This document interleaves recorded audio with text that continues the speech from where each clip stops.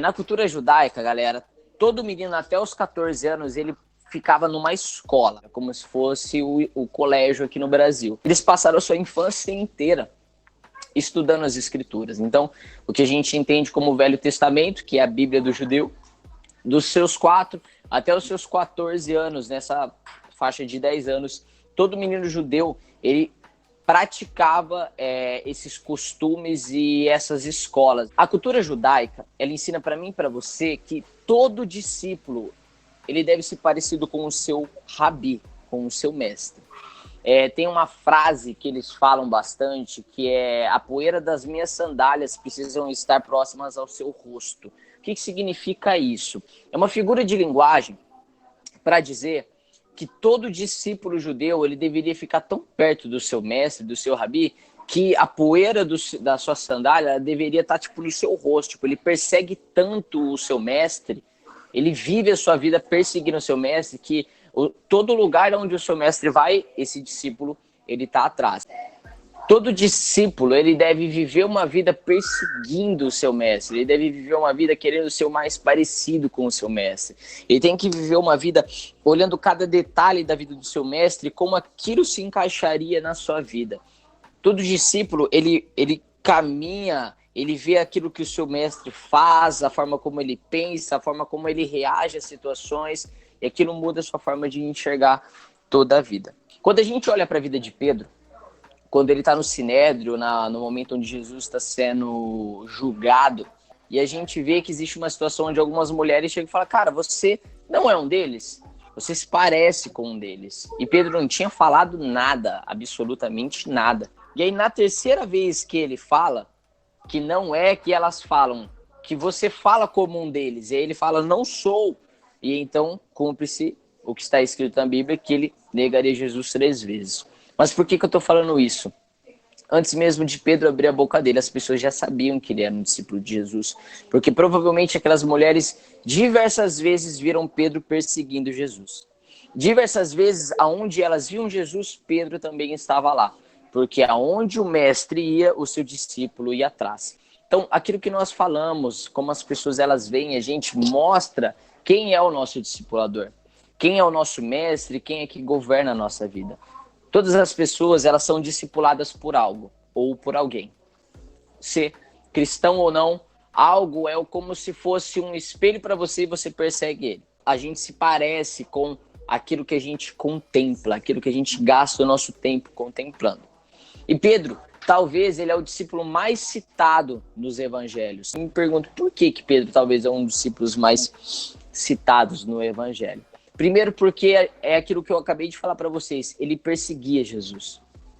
Aonde Jesus ia, Pedro estava atrás. Aonde Jesus ia, Pedro estava atrás. Às vezes Jesus falava coisas que Pedro não concordava e Pedro dava uma opinião e ele era confrontado por Jesus. Isso é ótimo.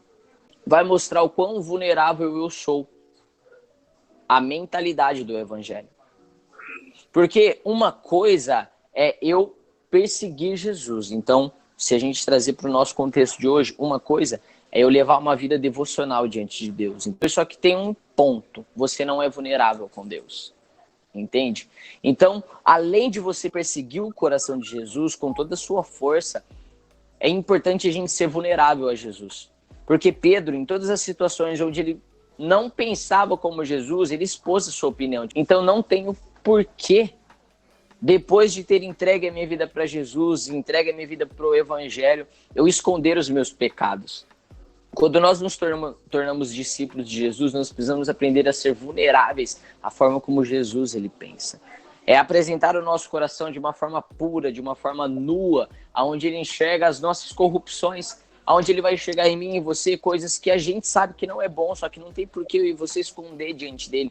É nesse momento que a gente permite que o Espírito Santo ele transforme a maneira como a gente pensa.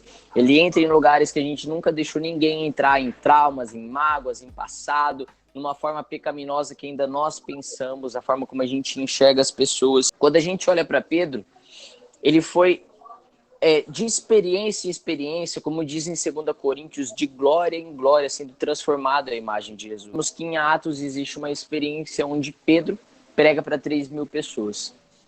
Ele muda a realidade, a cosmovisão de uma geração inteira. E eu te falo, Pedro não mudou a mentalidade de uma geração por militar contra algo. Pedro não militava contra nada. Pedro teve a sua mente transformada pelo evangelho. Pedro pregava o caráter do reino de Deus. E quando ele entendeu que era necessário pregar o caráter do reino de Deus, ele mudou a realidade de toda uma geração. Só que Pedro só entendeu isso porque ele gastou tempo perseguindo o coração e perseguindo o caráter de Jesus. Se eu fui salvo gratuitamente, a minha justiça precisa enxergar as pessoas dessa forma, que elas também têm esperança, elas também podem ser salvas por Jesus. Então, quando Pedro entendeu a cultura do reino de Deus, ele lutou por uma geração a partir das experiências que ele tinha com Jesus. Então, nós não podemos querer mudar a visão das pessoas sem que antes a nossa visão tenha mudado a partir da forma como o evangelho enxerga as coisas. Eu acho extremamente importante temas como racismo, temas como abuso, temas como adoção e orfandade estarem tão latentes nos dias de hoje, porque faz a gente ir para as escrituras e pensar como Jesus pensava sobre isso. Eu preciso ter um posicionamento pautado nas escrituras e a forma como Jesus pensava. Todo discípulo que é um verdadeiro discípulo, ele faz tudo aquilo que o seu mestre faz. Então, se a nossa vida não bate com a mentalidade do reino de Deus, nós não estamos sendo discípulos de Jesus. Nós precisamos permitir que a glória de Deus se resplandeça no nosso rosto, porque a partir do momento que nós investimos esse tempo onde a glória de Deus, a forma como Deus pensa, a forma como Deus fala, a forma como a palavra de Deus está pautada, isso vem pra gente de uma forma natural. E quando as pessoas elas olham pra gente, elas vão perguntar: você não é um desses? E aí quando nós abrirmos as nossas bocas para falar, vai ser como Pedro. Nós vamos pregar a cultura do reino de Deus. A gente vive dias bem tensos, são dias tensos, onde muitas pessoas têm procurado ter voz. E glória a Deus, porque as pessoas elas estão se despertando. Só que a pergunta que fica é: aonde estão os filhos de Deus com voz pautadas no evangelho? Que na nossa cabeça fique as poeiras dos pés de Jesus, porque nós estamos perseguindo ele, nós estamos perseguindo o caminhar dele, a forma como ele pensa, a forma como ele age, a forma como ele lidaria com tudo que a gente está vivendo hoje.